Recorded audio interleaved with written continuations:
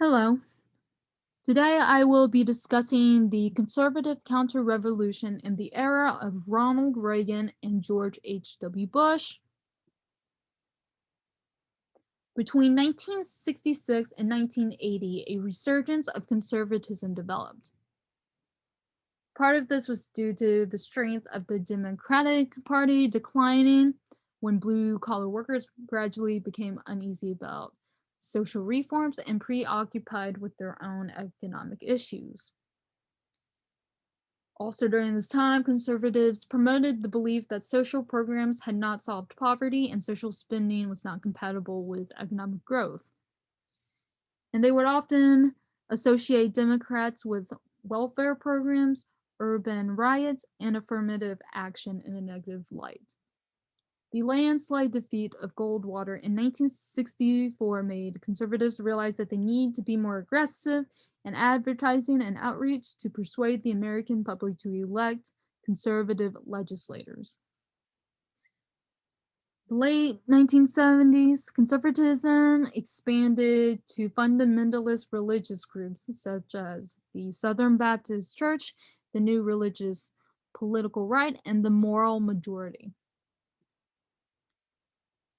Ronald Reagan was a former movie actor turned politician and former governor of California. During the 1980 presidential election, he won by a landslide, beating Jimmy Carter.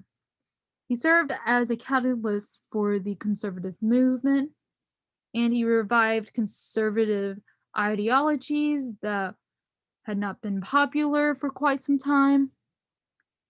He was aided by the public opinion that strongly favored conservatism and appealed to white Americans who were distressed from the pace of reform from the previous 2 decades.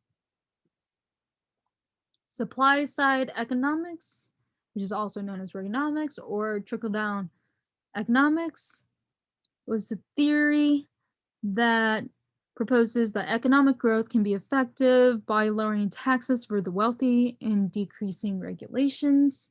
It provided a positive way to be negative, which means that Reagan can demand tax cuts, which is a negative policy, to promote economic growth, reductions in unemployment and inflation, and increases in the income of all social classes in the US, which was considered positive policy.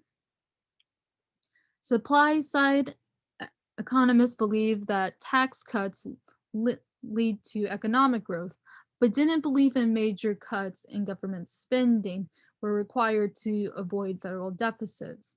However, Reagan was all for major cuts in government spending and revoking government regulations.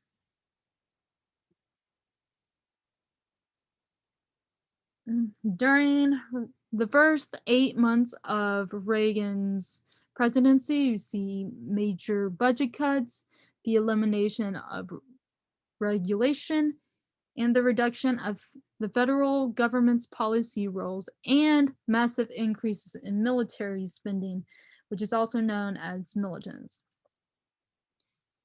There's also massive cuts in food stamps, Medicaid, and other programs such as nutritional, mental, and public health programs.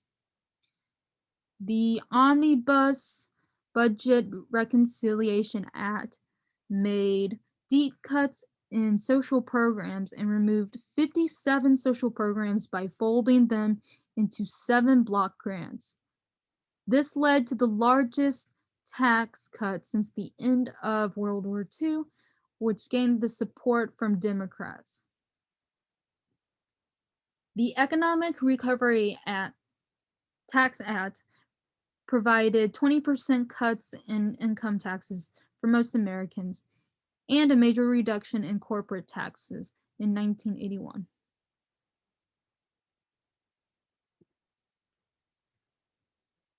During Reagan's first term, a deep recession occurred, which was caused by Reagan's constant budget and tax cuts. Unemployment was high and heavily impacted vulnerable populations, such as people of color, teens, and women.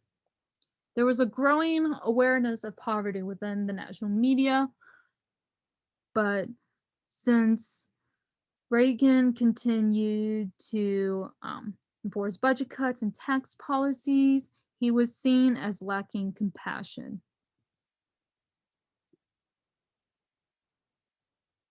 During Reagan's second term, he continued his assault on the welfare state and instead proposed massive increases in defense spending and reducing social spending.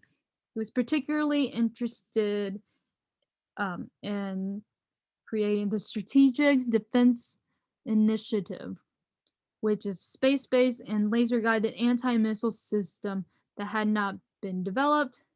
Congress balked at this idea and made modest increase in some social programs. Meanwhile, Reagan continued to cut deficits by slashing funding for social programs and even further than they have been in 1981. This included food stamps, Medicaid, and Social Security income.